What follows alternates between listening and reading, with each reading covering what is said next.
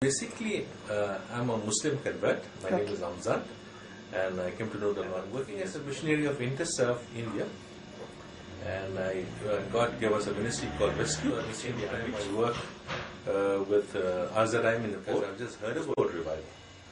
Now, this revival was in fact an offshoot of the Presbyterian Church, which I've encountered way back, say, 100 years ago in 1905 in a place called Myra. In fact, this revival, which started off from Myra, landed up all the way to Aizawl, but it died out in Shillong. And they've been praying. After 100 years, they had a meeting in 2005 that in 2006 something great will happen. So they were praying. Presbyterian Church, I'm telling you. Wow, so they had a meeting in 2005 expecting a revival in 2006? Yeah. And wow. Praying. And they had a big meeting in 2006. And they were looking for it, but nothing happened in that meeting in April. But amazing thing was in June 4th and 5th. It started with a very small kind of a children's meeting early in the morning at 7 o'clock in Cherrapunji area. And then with the young people, they were just slain in the spirit, talking and praying. And that started the ball rolling. And this parents came to the church to see what was happening to the children, and they too were caught up in the revival spirit. And I'll tell you, we just heard, not much.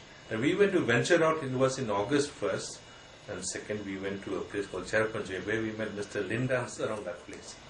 Now we were in that church that day. We went to in fact meet him. Could you just tell me the name of the church? Now this is the church. What do we call it? Nong Sao Lia. Nong Sao Lia is in Cherrapunji.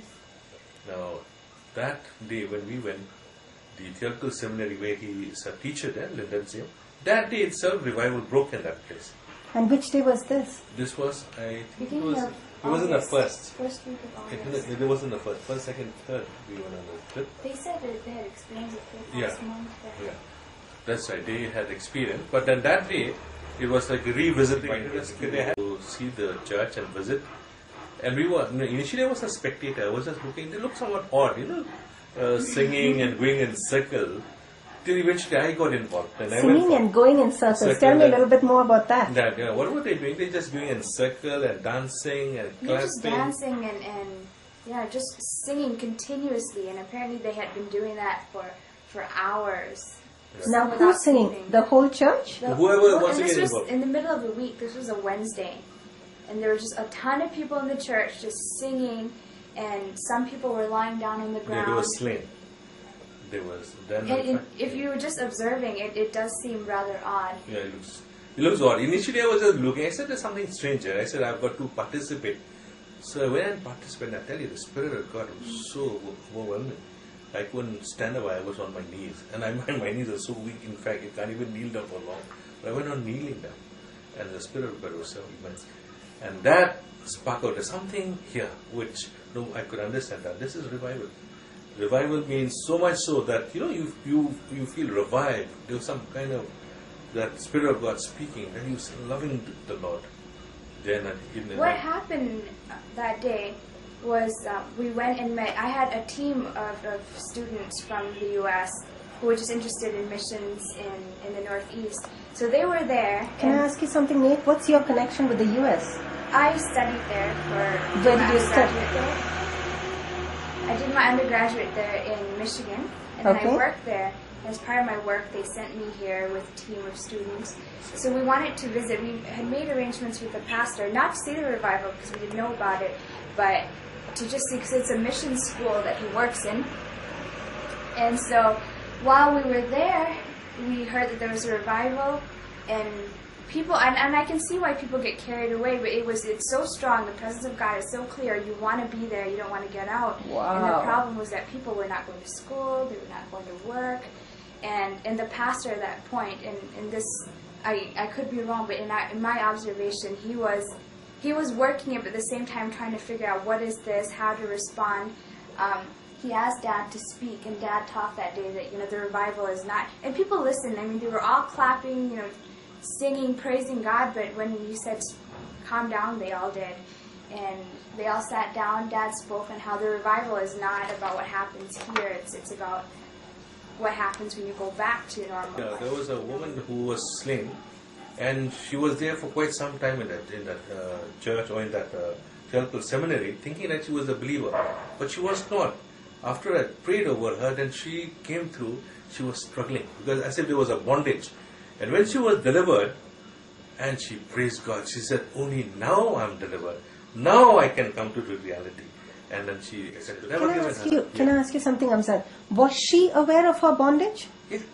No. I mean, what you said was there was a woman slain. That's right. Who thought she was a believer, or others thought she was a believer? Others thought she was. Okay, others thought she was a believer. Okay. Others thought she was a believer. She was not a believer then. But thinking that she was in the midst of God's people, that she may also be a part of that revival. But the revival fire was not actually a revival fire. That was a demonic fire. But Pastor Linden, then he said, it's very difficult to distinguish. Unless you have the discernment of the Spirit, you will not be able to make up, because there can be false kind of... So how does this discernment work? Can you tell people, see, most of our churches have got no experience of demonic deliverance and discernment about these things. Right. It just sounds very far away and very unreal. So what would you have to say to somebody who doesn't know? That is exactly, it's a gift. And God said, this is a gift. You have to seek for such gift. Ask God. And I never realized I had the gift of discernment till I exercised that. Then words of God just come flowing through you. And I really do not know what I have never met. There was a lady who was also slain. I never knew from where she came from, but God spoke to her that He has chosen her to be a light to the people from where she came from. Later on, we came to know that she comes from a place where there is not even a single Christian. In a multitude in a place called, what is that place in Jante Hills? Nartyang area. There's all pure. Can you tell me that again? Nartyang. Nartyang is an area where there's no Christians. In which hills? In Giantia Hills. Giantia Hills, okay. But she came and she was saved, came to that training, and God gave her that the discernment came that she has to go back with the knowledge that she will have to save her own people first, then the people in the village and the community, things like that. So when you go on, so this is what we prayed for Pastor Linden, that God will anoint him, the impartation of the Spirit, that he will have the knowledge of discernment and word of knowledge. And since after that, the revival broke off in churches, packed to the brim. Till today, it's amazing to see.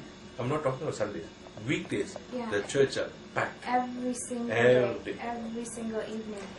Would it be possible for me to go on you can just walk into it. We can tell two. Yeah, you all need to take me, because I cannot walk into, because Shillong is totally new for me. So we can We've take made you. quite a few arrangements for people that you should. You can go and visit us today evening time. With Ransom, you will go in his church. It has been going on. Ransom's been involved in a lot of counseling. He's been right there. Oh, if you get him talking, he's just people he knows. Regarding Ransom, the amazing part about him, which you'll be meeting, with an EGF member, he has a helper in the house. He's a Roman Catholic. She's a Catholic. Okay? You should ask him about her, because he'll be better able to I'll tell tell you you, that story. amazing. She was involved in an accident just recently. Somehow God told her to get into a bus. That's what they told me yesterday. She was supposed to take a sumo, but got sent to a bus, and that bus ran into an accident, serious accident. But somehow she was near to the door. There was a young girl. She was about to be flung out of the outside. She caught hold of the the girl, brought her inside. At that moment, there was like a tumbling. She was thrown out.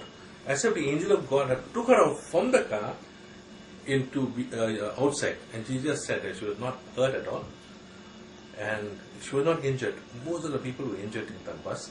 There were two people who came, young men, took her to the hospital, and then there in the hospital she got a treatment because there's nothing wrong outside. And they drop her home. Wow. And then when she went inside, they said, please come in. They said, no, we just come to drop her, and have gone. The amazing part was, she told Ransom. And when she told Ransom,